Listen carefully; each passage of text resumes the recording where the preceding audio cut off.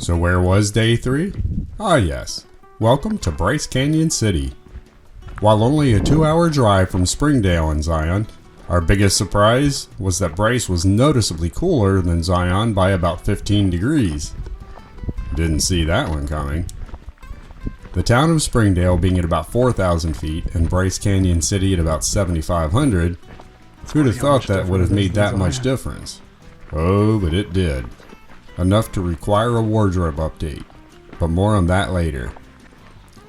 Today's adventure was the Fairyland Loop, a relatively quiet 8-mile hike with almost 1,600 foot of elevation change.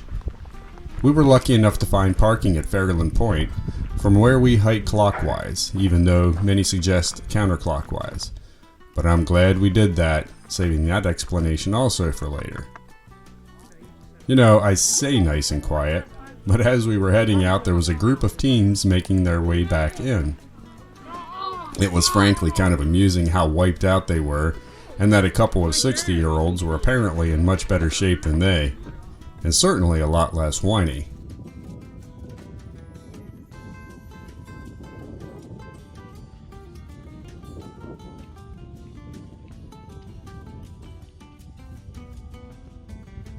Fairyland Loop Trail is suggested as the trail of choice if you only have about a half day. Some of the reasons cited for that suggestion: stunning views of the canyon basin all around, never-ending rows of hoodoos around every corner like a New York skyline, Tower Bridge, a giant natural rock arch, and the China Wall, a narrow ridge of jagged rock that resembles the Great Wall of China. Sorta. To some people, apparently. And in 8 miles, you just don't get that feeling of, meh, I already saw that. Being about a 4-hour hike, it will also fill up your half day, and you won't finish your little 2-miler and go, oh cool, now what?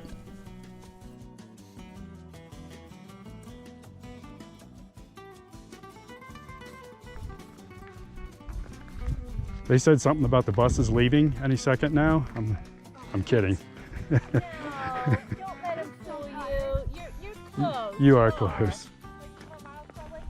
No. Not even that. Like maybe 12 minutes. Okay. For the vegetation, not you.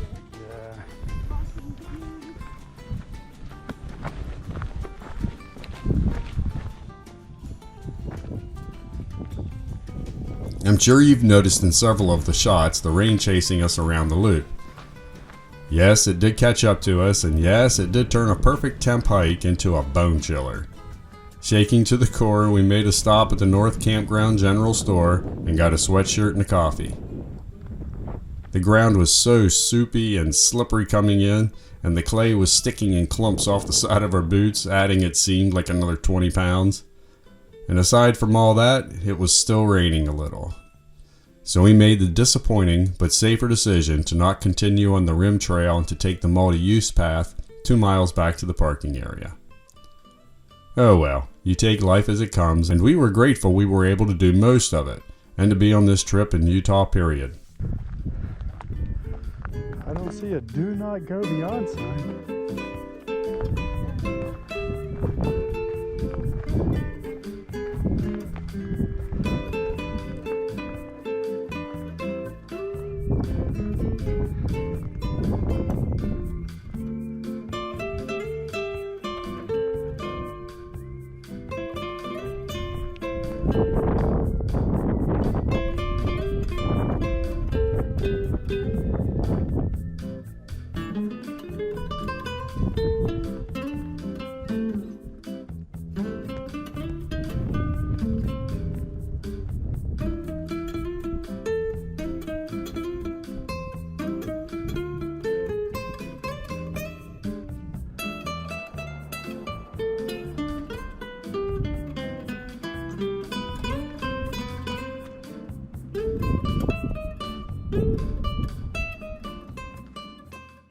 Bryce Canyon City was officially incorporated as a city in 2007.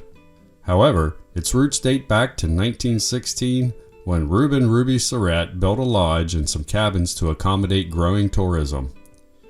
We stayed at Ruby's Inn and were quite satisfied with the inn and steak room, and you gotta love buffet. I found myself roaming the halls and looking at the old pictures and talking to some employees. It was interesting to find out that descendants of the Surratt family still own many of the properties. Hope you enjoy your time in Bryce Canyon.